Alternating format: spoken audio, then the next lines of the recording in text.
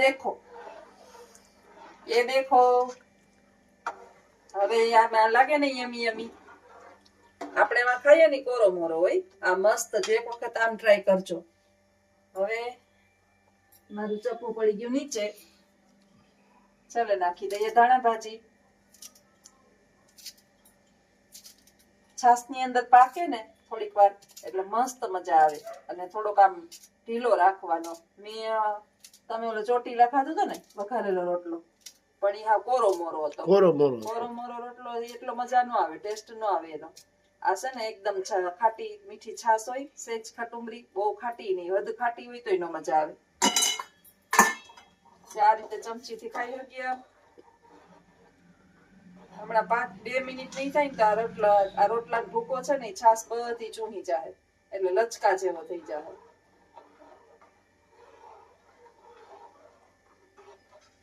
તો કેવો મારો રોટલો લાગ્યો એ ચોક્કસ કમેન્ટ કરજો અને એક વખત આ રીતે ટ્રાય કરજો ખાવાની ફૂલ મજા આવશે અમને ભૂખ ન લાગી હોય ને તો અમે આ પોણા ભાગનું ખાઈ જઈએ રોટલો ને બાકી દહીં કેમ કહીએ ને કે રોટલો દહીં ખાઈ લ્યો તો મજા ન આવે રોટલો દૂધ ખાઈ લ્યો તો મજા ન આવે આ ડુંગળી ટમેટા લસણ ની થોડી કળિયું પછી બધો ગરમ મસાલો તો હું વાપરતી જ નથી જરાય નથી વાપરતી મરચું હળદર નિમક આપણે જોઈએ એ પ્રમાણે આપણા સ્વાદ પ્રમાણે આપણે ખાવતું હોય એ પ્રમાણે એટલે આ ઘણા છે ને પીળો પીળો રોટલો કરે છે આમ લાલ ચટક રોટલો થાય મજા આવે તો આવો જ રોટલો ખાવો ભાવતો હોય તો ચોક્કસ એક વખત ટ્રાય કરજો મજા આવશે અમને તો બહુ ભાવે તમે આ ચોક્કસ ટ્રાય કરજો ઠંડો રોટલો હાંજે શાક વગર કઈ ખાવાનું ન હોય તો બપોરે 2 રોટલા વધારે કરી લેવા અમને તો 1.5 રોટલો હોય એટલે થઈ રહે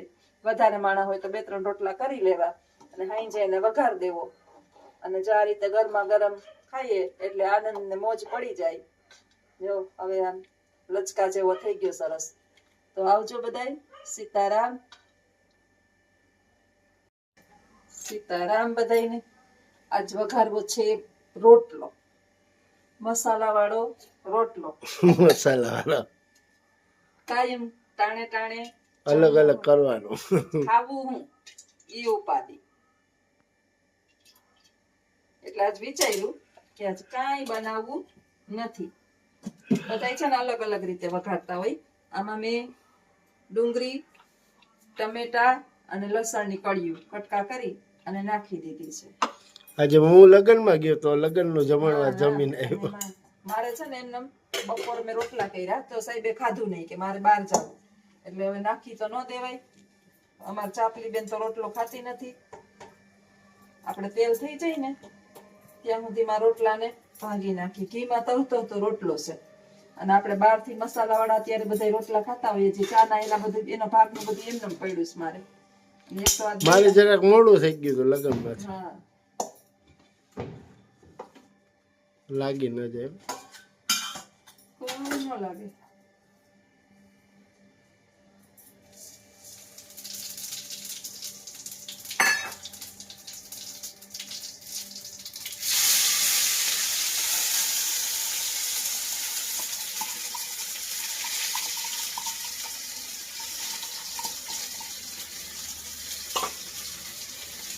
તમને અનુકૂળ આવે એટલો મસાલો નાખો હું તો તીખો બનાવી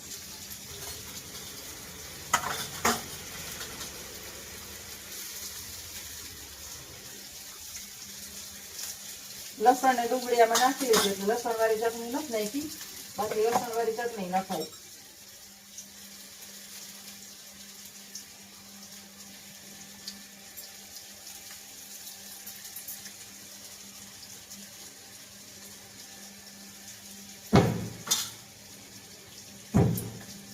ચમચો લેતા ભૂલી ગઈ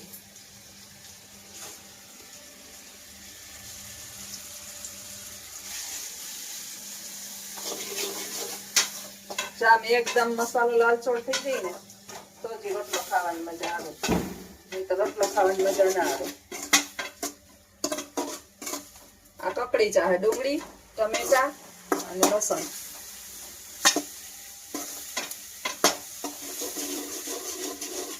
અને ચડતાય વાર ના લાગે અને સરસ મજાની રાબડા જેવી છાશ હોય, દહીં નખાય ઘણાય, પણ છાશ સારી હોય એટલે દહીં કરતા છાશ વધારે મજા આવે. ઈ થઈ જાય તો આપણે રોટલાને ભૂકો હમણાં થઈ જાય. બપોરે કર્યા 3 રોટલા, તો એમ તો ચાપલીને ધરાક ખવડાવ્યો. કંઈક રોટલો ખાય તો સારું, પણ એને રોટલો હચતો નથી અને એને તો રોટલી જ ખવડાવવી પડે. શિયાળાના 4 મહિના અમે 4 મહિના લોટ ખવાય, બાજરો ખાઈ, બપોરે રોટલો ખવાય. હું તો ખાવ જ છું 12 મહિના. એને એક નથી ખાતા, એને ગરમ લાગે. આજ પછી મને નવી રેસીપી આવડે ને એ બનાવીશ, એટલે ત્યારે વિડીયો બતાવીશ. બાજરાના રોટલાનું જ બનાવીશ, બીજું કઈક નવીન સરસ થાય. પેલા હું બનાવીશ, પછી હું ટેસ્ટ કરીશ, પછી ચાખીશ ને જો મને એમ લાગશે કે ના ના યોગ્ય છે, મને એવો વિચાર તો કેદી ન આવતો હતો કે આનું બીજું સરસ થાય, પણ હજી એનો મેં ઉપયોગ તો બનાવ્યો નથી ત્યારે. એટલે નવું નવું પ્રયોગ બેનો કઈ રાખતા હોય, વેસ્ટ માંથી બેસ્ટ બનાવવાનું. ટાઢો રોટલો છે ને ભાવશે નહીં, પણ આ રોટલો ટાણે તો 1.5 વઘાર્યો ને એમાં 1 ચમચી નહીં વધે. હમણાં 3-4 દી પહેલા વઘાર્યો હતો કા, ત્યારે એવો ત્યારે હું ભૂલી ગઈ હતી કે બનાવી વિડીયો. તો સરસ મજાના ચડી ગયા. સીતારામ બધાઈને વહેલી સવારના. આજે છે સોમવાર અને વાગી ગયા છે 5. રવિવારે એક દિવસ મોડી ઉઠી, વળી પાછું રેગ્યુલર ચાલુ. ઉઠો, જાગો અને ધ્યેય પ્રાપ્તિ સુધી મંડ્યા રહો. સ્વામી વિવેકાનંદનું સરસ મજાનું આ વાક્ય છે, જીવનના ધ્યેય તરફ આપણને લઈ જનારું છે. બેહીન વાત કરું. ઉઠી ગઈ ને ચા પીધો. આજે કાલ છે ને બહુ થાકી ગઈ હતી. આખો દિવસ છે ને દહીંના 30 કિલો ઘઉં દર્યા અને કપડાને તો રવિવાર હોય એટલે પેન્ડિંગ કામ તો આપણે બધું કરી નાખીએ, તો આખું અઠવાડિયું પછી નિરાત. સ્વામી વિવેકાનંદજી છે ને ઓછું જીવન જીવા, પણ આખા વિશ્વને, ભારતને નહીં આખા વિશ્વને છે ને ઉદ્દેશ આપતું જીવન જીવા, કે એના જીવન જેવું જીવન જીવાય કે જ્યાં સુધી આપણું લક્ષ્ય પૂર્ણ ના થાય, ગમે એ થઈ જાય ત્યાં સુધી પાછી પીછેહઠ નહીં કરવાની. એના ઉપરથી બને છે ને સંસ્કૃતનો શ્લોક યાદ આવે છે કે આ પૃથ્વી ઉપર 3 પ્રકારના લોકો છે. એક નિમ્ન પ્રકારના, કે જે કામના ડરથી, વિઘ્નના ડરથી કામ જ નથી કરતા, કે કઈ વિઘ્ન આવશે તો આમ કરશું તો આમ થશે તો, એટલે એ કામ જ, આને નીચ પ્રકારના લોકો કહેવાય, નિમ્ન પ્રકારના. બીજા છે મધ્ય પ્રકારના, કામ તો કરે પણ વિઘ્ન આવે એટલે છોડી દે. અને ત્રીજા છે એ ઉત્તમ પ્રકારના લોકો છે, કે ગમે એટલા વિઘ્ન આવે કામ છોડવાનું નહીં, હાથમાં લીધું છે એટલે એને પૂર્ણ કરીને જ રહેવાનું. આ બધા ઉત્તમ પ્રકારના લોકો છે. જો આપણે કાંઈ પણ કરીએ ને એની અંદર ઘણા બધા વિઘ્નો આવે. આ વિઘ્નો જે છે એ સજીવય હોય, નિર્જીવય હોય. દાખલા તરીકે હું વિડીયો બનાવું તો 500 માણસ એવા હોય કે એને અનહદ ગમતું હોય, અને 5000 માણસ એવા હોય કે એને જરાય ના ગમતું હોય. પણ એ ગમે છે કે નથી ગમતું એ મારે જોવાનું નથી. મારે મારા કાર્યની અંદર સંપૂર્ણ શ્રદ્ધાથી પૂર્ણ કરવાનું છે.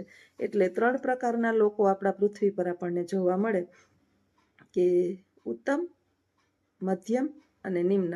આપણી ગણના કેમાં થાય છે ને આપણે ખુદે આપણું અધ્યયન કરવાનું. પણ મને તો સ્વામી વિવેકાનંદનું આ વાક્ય સરસ મજાનું ગમે છે કે ઉઠો, જાગો અને ધ્યેય પ્રાપ્ત ન થાય ત્યાં સુધી મંડ્યા જ રહો. શિકાગોની અંદર છે ને અમેરિકામાં ધર્મની પરિષદ ભરાઈ હતી. ત્યાં ધર્મનું આગેવાની લઈ અને સ્વામી વિવેકાનંદને મોકલ્યા હતા. ત્યારે સૌથી પહેલા ટાઈમના એ બહુ પાકા એટલે સૌથી પહેલા પહોંચી ગયા અને નીચે ભગવદ્ ગીતા રાખી હતી. પોતાનું પુસ્તક ભગવદ્ ગીતા લઈને ગયા હતા. એટલે એના પછી એક ઉપર બુક્સ રાખતા જ ગયા, અલગ અલગ દેશના એવા એ પોતાનું ધર્મગ્રંથ. એટલે બધાએ મસ્તીમાં કહ્યું કે તમારું ભારતનું તો છે ને બુક દબાઈ ગઈ, સૌથી નીચે છે તમારું સ્થાન ધર્મની અંદર. ત્યારે સ્વામી વિવેકાનંદે સરસ મજાનો જવાબ આપ્યો હતો કે નીચે છે ને એટલે જ બધાય તમે ઊભા છો. જો હમણાં હું મારી બુક ધર્મને હું હટાવી લઉં ને, મારા ભારતના ધર્મને, તો તમારો બધાય ધર્મ ભાંગી જાય એમ છે. એટલે એના વિચારો ઓછું જીવા પણ સરસ જીવા અને સરસ વિચારો સાથે જીવા. એટલે આપણે જિંદગી કેટલી છે એ ખબર નથી, પણ આપણું જીવન જે છે ને એ 5 જણાને બોધાત્મક બને એ રીતે જીવીએ અને વિચારો આપણા 5 જણા લઈ અને જીવનની અંદર પોતાના ઉતારે અને પોતાનું જીવન બદલાવે એવી રીતે જીવીએ તો પ્રેરણાત્મક બનીએ. બાકી જઈને મુઈ જવાનું કુદરતનો એ ક્રમ છે. બધા અહીંયા રહેવાના નથી. કરોડો રૂપિયાની મિલકત હશે એ મૂકીને વયું જ જવાનું છે અને ભિખારીને વયું જ જવાનું છે. અંતે તો આ માટીનો દેહ જે છે એ માટીમાં ભળી જવાનો અને રાખ થઈ જવાનો છે. એટલે એનું કાંઈ અભિમાન હોય નહીં. પદ પ્રતિષ્ઠા અને પૈસાનું અભિમાન કરે ને એ જીવનની અંદર એક દિવસ ભાંગે ને ભાંગે. કારણ કે રાવણનું નથી રહ્યું તો આપણું શું રહીએ. એટલે આપણી પાસે કાંઈ છે જ નહીં એમ સમજી અને આપણી પાસે છે એ બધાને આપતું રહેવું. જેટલું આપીએ ને એટલું વધે, જેટલું આપીએ એટલું વધે. લક્ષ્મી છે ને પકડી રાખો ને તો ભાગે. એને જેટલી તમે ઉદાર દિલથી વાપરો ને, બીજા માટે વાપરવાની ઈચ્છા હોય ને એટલે બધાય પ્રસન્ન થાય દેવી દેવતાઓ. તો આવા વિચારો હવારમાં આવે છે અને સ્કૂલે જવાનું થાય છે મોડું. તો આગળના વિડીયોમાં બન્યા રહેજો. આવજો. સીતારામ. અને વિચારો ગમે ને તો ચોક્કસ કમેન્ટ કરજો. કારણ કે તમે કમેન્ટ કરો ને તો મને આગળ વિડીયો બનાવવાની પ્રેરણા મળે કે ના હું જે રસ્તે ચાલું છું ને એ ખરેખર બરાબર છે અને મેં રસ્તો પકડ્યો છે એ ખોટો જરાય છે નહીં. આવજો. સીતારામ.